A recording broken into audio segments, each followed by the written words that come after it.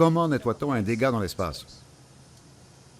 C'est une bonne question, parce qu'un dégât ne tombe pas sur le sol, il ne s'envole pas non plus, il reste là où il est et flotte jusqu'à ce qu'il entre en contact avec autre chose. Alors faisons un petit dégât. Faisons gicler un peu d'eau comme si elle nous avait échappé. Alors ces gouttelettes s'éparpillent et il nous reste une bulle d'eau qui flotte dans l'air. Il faut nettoyer. Que vais-je faire? Il faut trouver et prendre un linge sec. Nous pourrions prendre un linge russe. Voici un beau linge russe que je dois sortir du sac. Heureusement, ma bulle d'eau continue de flotter dans l'air. Je prends le linge, j'essaie de ne pas laisser la bulle s'échapper et je la ramène sur le linge.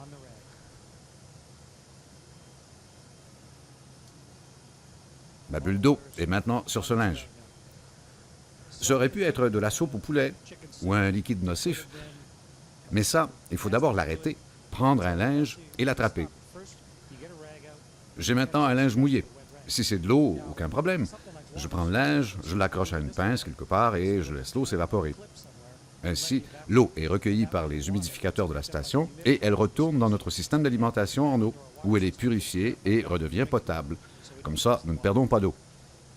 Mais si c'était autre chose, un dégât un peu plus dangereux, je pourrais bien sûr prendre un nettoyeur plus robuste ou une grande serviette pour l'absorber.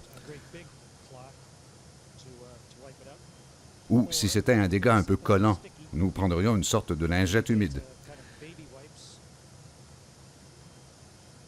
Des lingettes. Nous utilisons des lingettes préhumectées. Ça nous permet de nettoyer les substances collantes qui auraient pu adhérer à un mur et sécher ou un objet sali avec de la confiture. Bon, ça règle le cas de l'eau et de matières non toxiques. Mais que fait-on s'il y a quelque chose de dangereux, comme disons une batterie qui coule ou un liquide toxique qui flotte dans l'air? Dans un tel cas, on prend ce qu'on appelle une trousse de nettoyage de contaminants. J'en ai apporté une pour vous la montrer. Voici notre trousse. Bien entendu, il faut se protéger les yeux. Alors, je mets les lunettes. Ensuite, il faut aussi se protéger les muqueuses et les poumons. Alors, je mets un masque en essayant de ne pas le briser. Ça va? Bon, j'ai mon masque et mes lunettes, mais il faut aussi que je protège mes mains. Nous avons des gants spéciaux qui nous protègent contre les produits chimiques. Ce sont les gants à enduit laminé Silver Shield. Donc, je mets mon gant Silver Shield. Et là, je suis prêt à nettoyer le dégât avec en main différents outils absorbants. En fait, nous avons aussi le très grand linge absorbant que l'on peut mettre sur un dégât toxique.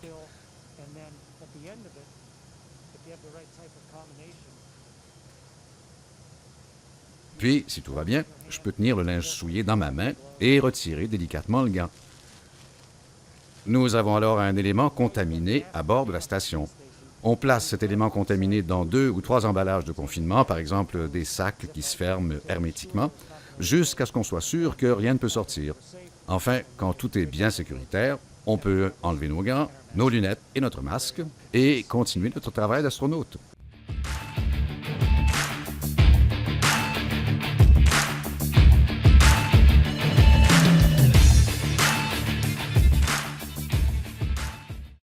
Dans cette présentation, nous allons découvrir les tests d'identification d'ions étudiés en troisième.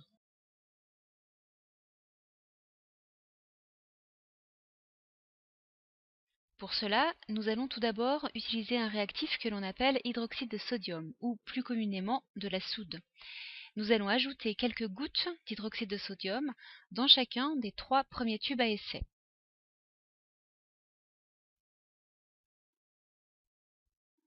Dans le premier tube à essai, nous observons la formation d'un précipité de couleur verdâtre.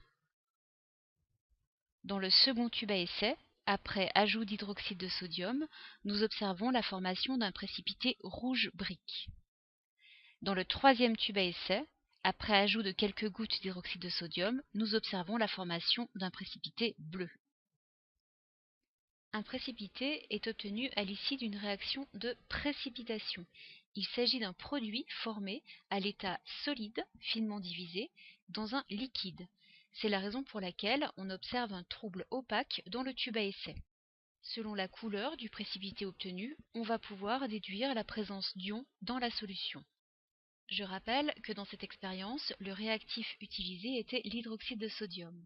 Dans le premier tube à essai, nous avons obtenu un précipité verdâtre qui met en évidence la présence d'ion Fer2, Fe2+.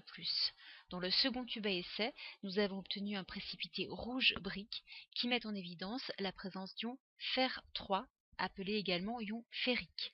Et enfin, dans le troisième tube à essai, nous avons obtenu un précipité bleu, caractéristique de la présence d'ion cuivre Cu2+.